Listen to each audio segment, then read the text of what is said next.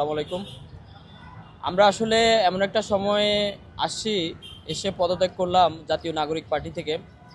আপনারা নিজেরাও আমাদেরকে একটা কোশ্চেন করতে পারেন যে দীর্ঘ 1 বছর কাছাকাছি সময় অতিবাহিত হওয়ার পর আপনারা দুইজন কেন পদত্যাগ করেছেন। দেখুন, আমরা জুলাই গণ অভ্যুত্থান হওয়ার পরে যখন 8ই আগস্ট এই বর্তমান সরকার গঠিত হয়, তখনও কিন্তু আমাদের কারো কাছে চিন্তাভাবনা ছিল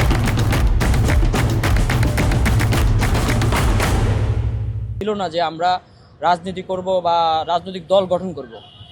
তারই ধারাবাহিকতায় তখন আমরা বৈষম্যবিরোধী ছাত্র আন্দোলন, আমাদের একটা নির্বাহী কমিটি হয়েছিল, সেখানে হাসান আব্দুল্লাহ আহ্বায়ক ছিল। আমরা বৈষম্যবিরোধী ছাত্র আন্দোলনের যে কমিটিটা ছিল সেটাকে নিয়ে আমরা কাজ করতে চেয়েছিলাম, কিন্তু সেখানে অনেকগুলো গ্রুপ যুক্ত হয়ে যাওয়ায় আমরা সেটাকে আর ফাংশনাল করতে পারি নাই।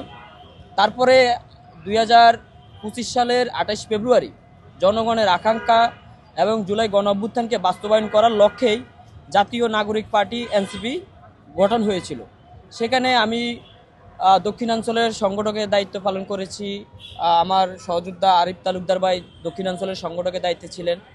তো গতকাল আমি নিজেও আমার ফেসবুক ভেরিফাইড যে পেজ আছে সেখান থেকে আমি ঘোষণা দিয়েছিলাম যে আমি জাতীয় নাগরিক পার্টি থেকে পদত্যাগ করেছি।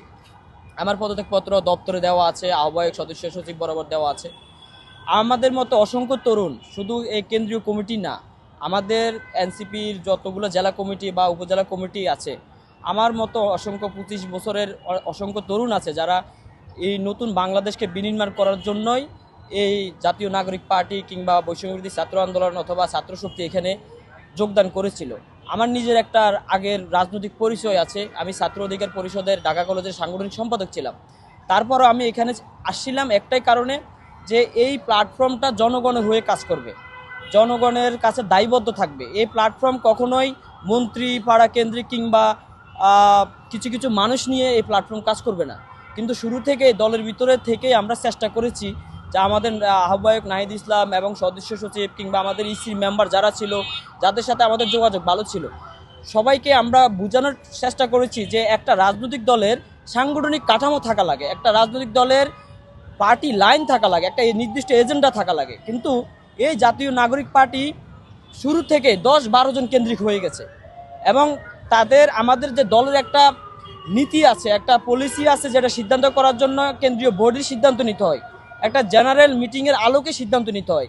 কিন্তু দুঃখের বিষয়, সাংগঠনিক সিদ্ধান্তের বাইরে গিয়ে তারা মন্ত্রীপাড়াতে গিয়ে রাত 2টায়-3টায় মিটিং করে তারপরের দিন আমাদেরকে সিদ্ধান্ত জানাইতো।